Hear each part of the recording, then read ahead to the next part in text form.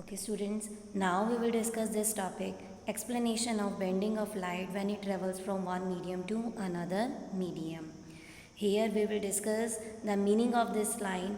In this we have written that light ray bend towards the normal when it goes into denser medium, and when light goes into rarer medium then light bend away from the normal.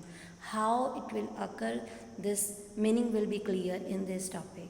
Now, firstly, here it is written when light goes from rarer medium of absolute refractive index n1 to a denser medium of absolute refractive index n2.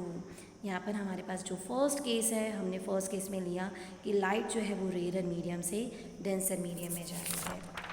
So here if you take one is rarer medium, first case में light travel करेगी rarer से denser medium में.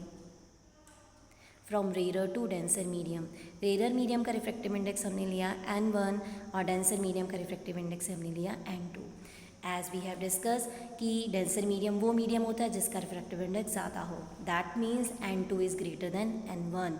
और we can write, अगर इस n1 को हम left side में लेके जाएंगे तो n2/n1 जो ये रेशो है वो ग्रेटर देन 1 होगी.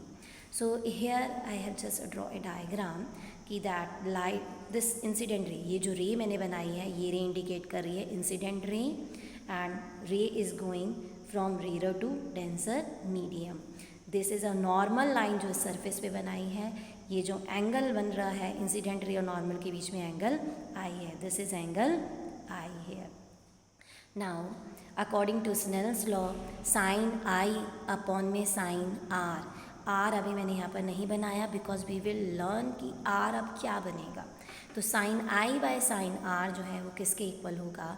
We have done this formula that it is must be equal to n2 upon में n1 रिलेटिव रिफ्रैक्टिव इंडेक्स. यहाँ पर साइन आई है तो इसके सामने आई इधर बन रहा है, यहाँ का रिफ्रैक्टिव इंडेक्स n1 है और दूसरे मीडियम का रिफ्रैक्टिव इंडेक्स n2 है. तो साइन आई के सामने से दूसरे वाले मीडियम का रिफ्रैक्टिव इंडेक्स आएगा n2. और नीचे हमने यहाँ लिखा साइन आर, आर जो कि सेकेंड मीडियम में बनना है, यहाँ पर साइन आर के सामने हम लिखेंगे फर्स्ट वाले मीडियम का रिफ्रैक्टिव इंडेक्स n1.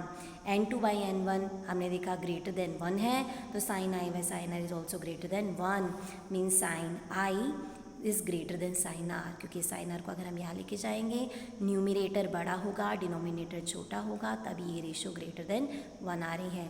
तो sine I greater than R. अब यहाँ पर साइन आई की वैल्यू साइन आर से ग्रेटर है. तो students we have done this table. मैंने आपको इस टेबल में बताया था कि ये एंगल्स दिए हुए हैं और ये साइन की वैल्यू है. आप देख रहे हैं जैसे जैसे एंगल इंक्रीज़ हो रहा है साइन की वैल्यू भी इंक्रीज़ हो रही है. आप देखें स्टार्टिंग 0, ये 1/2, ये 0.5. ऐसे अगर हम ये आगे इनकी वैल्यूज़ भी देखें तो आप देखोगे कि 0 से ये आगे इंक्रीजिंग ऑर्डर में है. Means if angle is increase value of sine is also increase, या रिवर्स कहेंगे अगर value of sine increase that means the angle value is also increase. So here if I say that sin I is greater than sin R, it means कि angle I must be greater than angle R.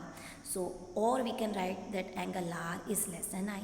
Angle R कम होगा angle I से, means अब angle R को कम बनाने के लिए अगर light का ओरिजिनल पाथ तो ये है, ये तो सेम हो गया एंगल, लेकिन हमने अब आई से एंगल कम बनाना है तो हमें लाइन कैसे ड्रॉ करनी पड़ेगी.